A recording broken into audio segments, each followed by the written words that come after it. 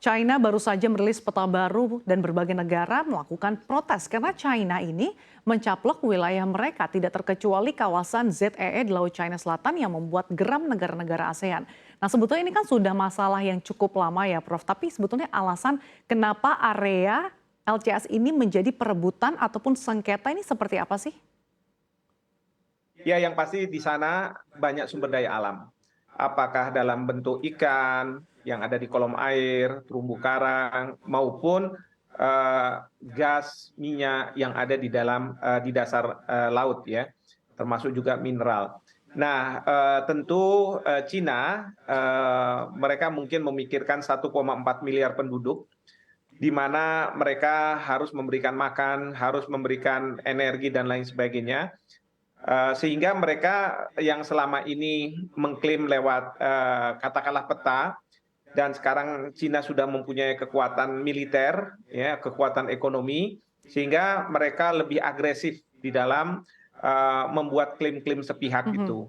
Dan klaim-klaim ini ternyata mengenai kedaulatan dari wilayah negara lain, gitu ya, seperti India di daratan, lalu kemudian di Malaysia, Filipina. Sementara kalau di Taiwan, ROC, karena dari pihak Cina ini kan menganggap bahwa ini kan bagian dari Cina sebenarnya.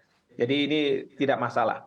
Sementara dengan kita Indonesia, memang ada zona ekonomi eksklusif kita yang di Natuna Utara yang terkena dalam konteks sekarang 10 garis putus itu.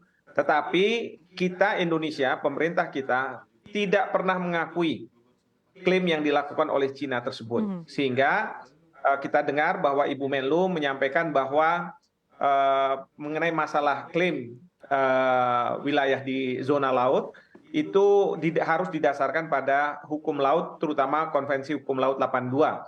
Karena klaim dari Cina ini tidak didasarkan pada Konvensi Hukum Laut 82.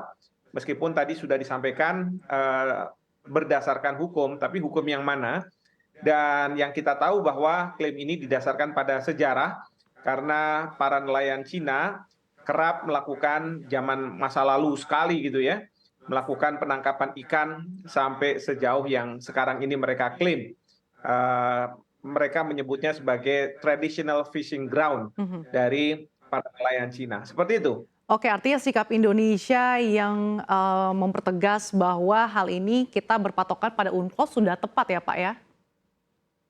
Sudah sangat tepat dan kita tidak mengakui klaim unilateral dari pihak Cina Mhm. dan ini diwujudkan dalam bentuk pemerintah Indonesia selalu melakukan penangkapan-penangkapan terhadap nelayan-nelayan Cina. Karena dari perspektif kita, nelayan-nelayan tersebut melakukan illegal fishing atau mengambil ikan tanpa seizin kita sehingga merupakan tindakan ilegal. Dan itu harus terus kita lakukan. Di samping kalau menurut saya nelayan-nelayan dari Indonesia harus didorong untuk mengeksploitasi zona ekonomi eksklusif dan juga perusahaan-perusahaan minyak untuk melakukan eksploitasi terhadap dasar laut yang kita sebut sebagai continental shelf. Karena kalau misalnya kita cuma menangkap-nangkap saja, maka uang kita akan habis. Tetapi kalau kita bisa mengambil sumber daya alam, karena yang diperebutkan di situ bukan wilayah kedaulatan ya, bukan masalah teritorial, tapi sumber daya alam.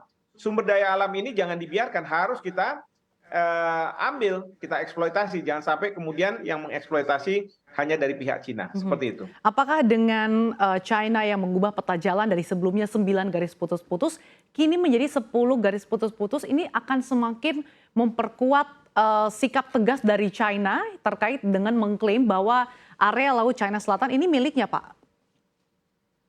Ya, itu yang saya tadi katakan bahwa ini kan klaim hanya secara unilateral, sepihak dari pihak Cina. Dan tentu banyak negara yang tertumpang tindih dengan klaim yang dilakukan. Sehingga mereka tidak bisa terima. Maka ada beberapa negara yang pergi ke PBB untuk mengatakan bahwa pendaftaran harusnya nanti ditolak gitu ya. Lalu kemudian juga ada beberapa negara yang merasa bahwa Cina sudah berlebihan di dalam mengklaim. Dan ini akan memunculkan ketegangan sebenarnya di Laut Cina Selatan, Mhm. seperti itu. Lalu dengan adanya sejumlah negara yang sebetulnya juga sudah mengadukan hal ini bahkan ke PBB, Apa sebetulnya alasan seakan China ini tidak mau ambil pusing terkait dengan keluhan dari negara-negara tetangga, Pak? Begini, yang kita perlu pahami dalam konteks masyarakat internasional itu tidak ada lembaga yang lebih tinggi daripada negara. Tidak ada misalnya seperti pengadilan yang kemudian putusannya akan diikuti oleh negara-negara.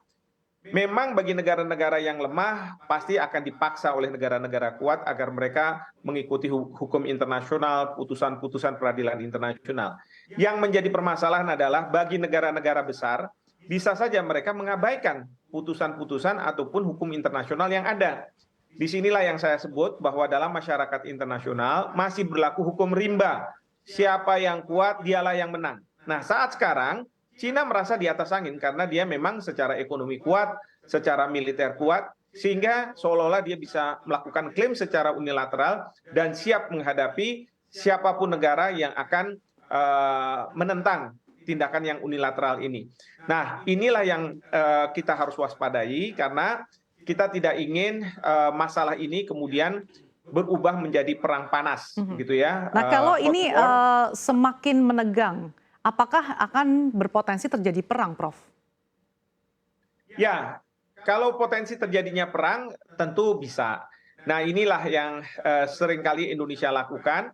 Kita mencoba untuk meredam agar perang tidak terjadi. Misalnya saja negara-negara yang punya sengketa, karena kita tidak pernah mengakui klaim dari Cina ini, sehingga kita merasa tidak punya sengketa dengan Cina.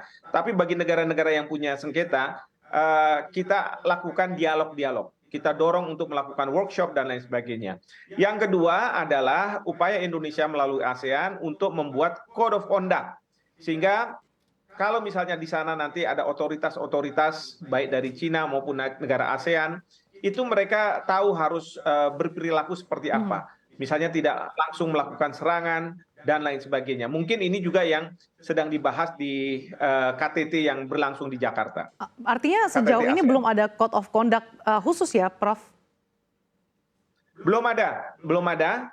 Memang ada DOC, Declaration of Code of Conduct ini, tapi ini kan belum aturan-aturan yang disepakati oleh negara-negara yang punya kepentingan di sana. Nah, ini katanya yang saya dengar bahwa ada draft yang sudah disampaikan, sudah ada first reading, ada pembacaan pertama dan kemudian ada second reading, dan nanti kemudian akan dilanjutkan dengan negosiasi-negosiasi.